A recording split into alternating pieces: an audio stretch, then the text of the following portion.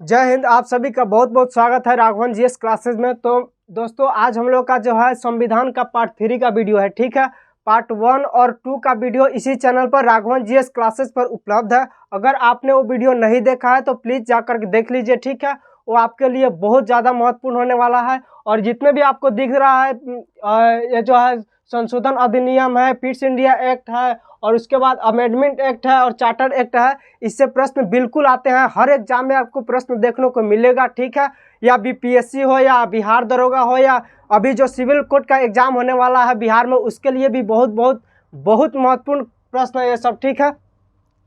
तो आइए पहले पढ़ लेते हैं और उसके बाद में बात करेंगे, ठीक है। तो पहला जो है, कल तो हमने आपको बता दिया है कि 1773 का रेगुलेटिंग एक्ट कैसे आया और उसमें कौन कौन से काम हुए हैं, ठीक है। और आगे का जो हम लोग का एक्ट है वो है 1781 का संशोधन अधिनियम, ठीक है। 1781 के संशोधन अधिनियम में कौन कौन से कार्य हुए हैं वो सभी को हम लोग एक एक करके देखेंगे, ठीक है। तो पहले अगर बात की जाए कि 1781 का संशोधन अधिनियम को क्या कहा जाता है, तो उसे अमेंडिंग एक्ट कहा जाता है, ठीक है। 1781 के संशोधन अधिनियम की अगर बात करें तो उसे अमेंडिंग एक्ट कहा जाता है 1781, ठीक है। और 1781 के संशोधन अधिनियम को ही कहा जाता है बंदोबस्त कानून, ठीक है। 1781 के अधिनियम को क्या कहा जाता है, तो बंदोबस्त कानून कहा जाता है, ठीक है। और आगे बात कर लेते हैं। तो इसी में जो दूसरा टॉपिक है वो है बंगाल के गवर्नर जनरल। जो बंगाल के गवर्नर जनरल है और जो कलकत्ता में सर्वप्रथम सर्वोच्च न्यायालय की स्थापना, देखिए अगर समझ लीजिए यहाँ पर कि अगर बात करें कि कलकत्ता में सर्वोच्च न्यायालय की स्थापना कब हुई, तो 1774 में कलकत्ता में सर्वोच्च न्यायालय की स्थापना होती है, ठीक है। और 1774 में तो कलकत्ता में सर्वोच्च न्यायालय की स्थापना हो जाती है। और बात करें कि किस एक्ट के तहत कलकत्ता में सर्वोच्च न्यायालय की स्थापना होती है, तो वह हो जाएगा आपका 1773 का रेगुलेटिंग एक्ट।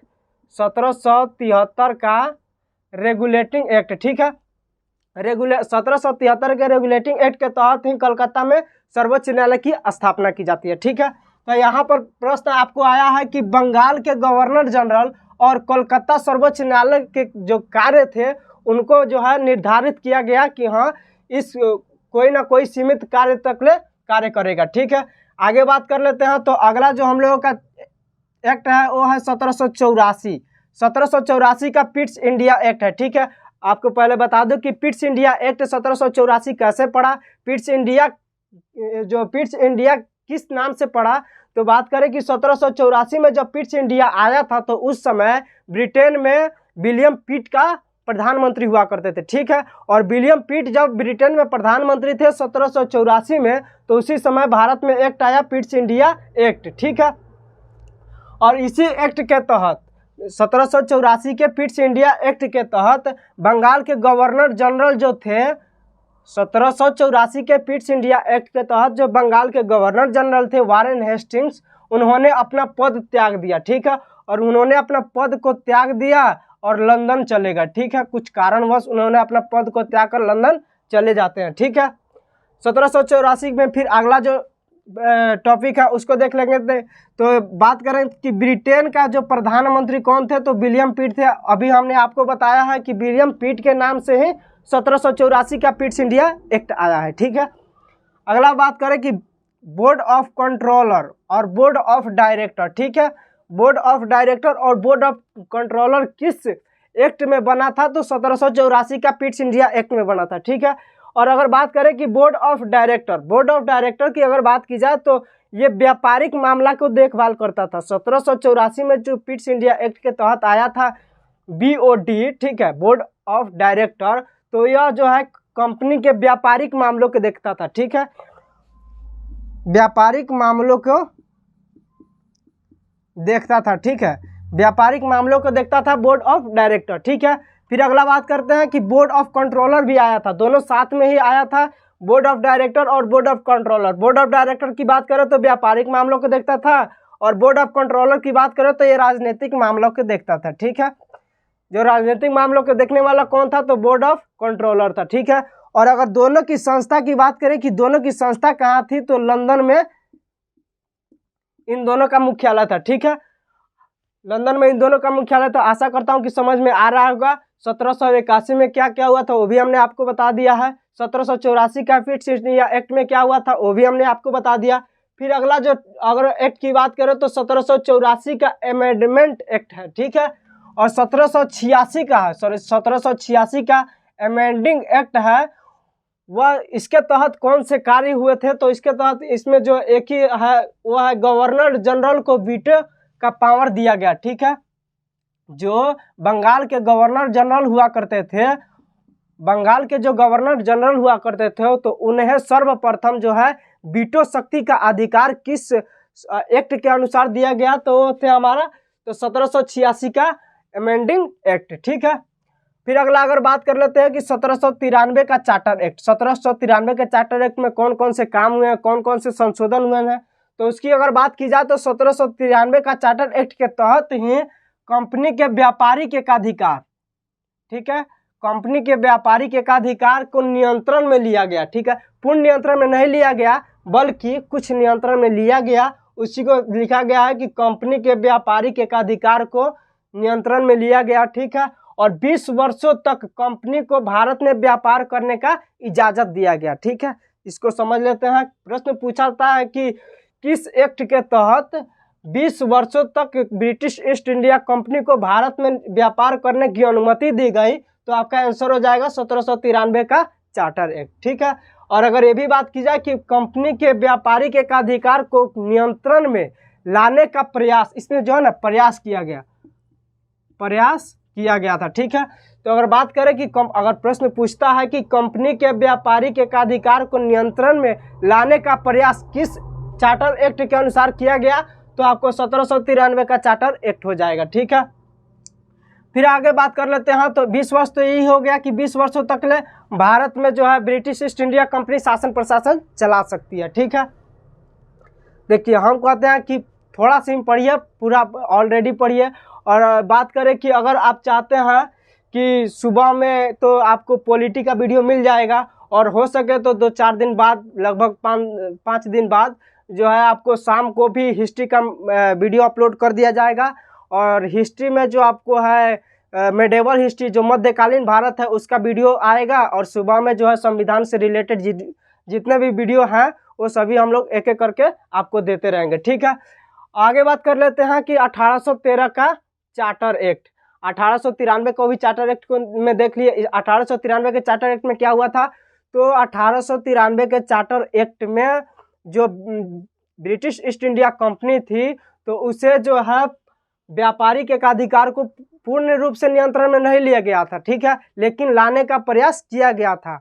और 1793 का चार्टर एक्ट के अनुसार ही 20 वर्षों तक भारत में जो है कंपनी अपना शासन प्रशासन चला सकती है। और अगला जो एक्ट की अगर बात करो तो 1813 का चार्टर एक्ट है। इसमें भी देख लेते हैं क्या क्या हुआ है। तो 1813 की अगर चार्टर एक्ट की बात की जाए तो 1813 के चार्टर एक्ट में ही व्यापारिक एकाधिकार, ठीक है, जो भारत में व्यापारिक एकाधिकार है, जो यहाँ पर नियंत्रण में लाने का प्रयास किया गया था, तो 1813 के चार्टर एक्ट के तहत उसे पूर्ण रूप से समाप्त कर दिया गया, ठीक है।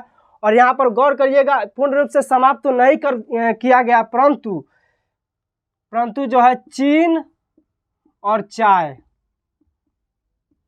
चाय पर व्यापार को जारी रखा गया, और बाकी सबको समाप्त कर दिया गया, ठीक है। तो बात को यहाँ पर समझ लीजिएगा कि कंपनी के व्यापारिक एकाधिकार को नियंत्रण में लाने का प्रयास किस एक्ट के तहत हुआ था, तो 1793 का चार्टर एक्ट के तहत, ठीक है।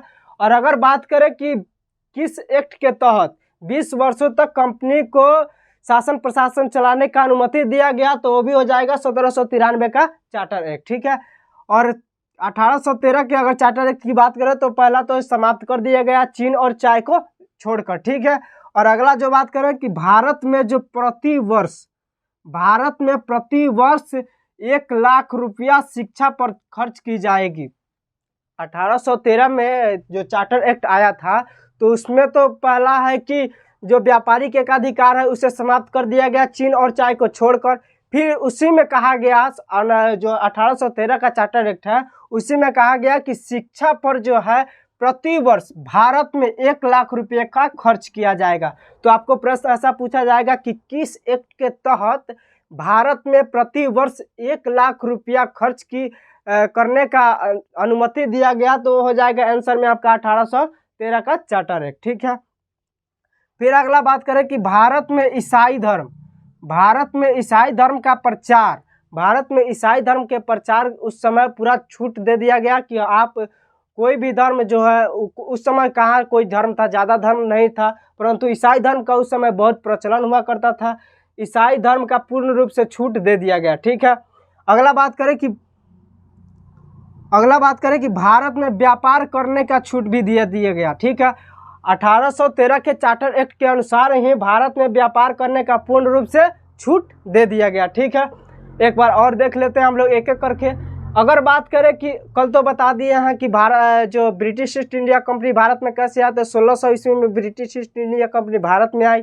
जब भारत में ब्रिटिश ईस्ट इंडिया कंपनी आई उस समय भारत में किस वंश का शासक था, तो मुगल वंश का शासक था। और मुगल शासक कौन थे, तो मुगल शासक अकबर थे। देखिए प्रश्न 3 प्रकार से पूछा जाता है। ठीक है, प्रश्न की अगर बात करें तो 3 प्रकार से पूछे जाता है। पहला तो ये पूछा जाता है कि भारत में जब ब्रिटिश ईस्ट इंडिया कंपनी की स्थापना 1600 ईस्वी में हुई तो उस समय भारत में किस वंश का शासक था, तो मुगल वंश का शासक हो जाएगा। ठीक है, और अगर बात करें कि किस वंश का शासक था, तो मुगल वंश के शासक अकबर का शासन चल रहा था स्थापना के समय। ठीक है, और बात करें कि व्यापार ब्रिटिश ईस्ट इंडिया कंपनी कब किसके शासनकाल से व्यापार करना प्रारंभ किया, तो जहांगीर हो जाएगा। ठीक है, और अगर बात करें कि जो विद्रोह करना किसके शासनकाल से शुरू हुआ, तो औरंगजेब के शासनकाल से है।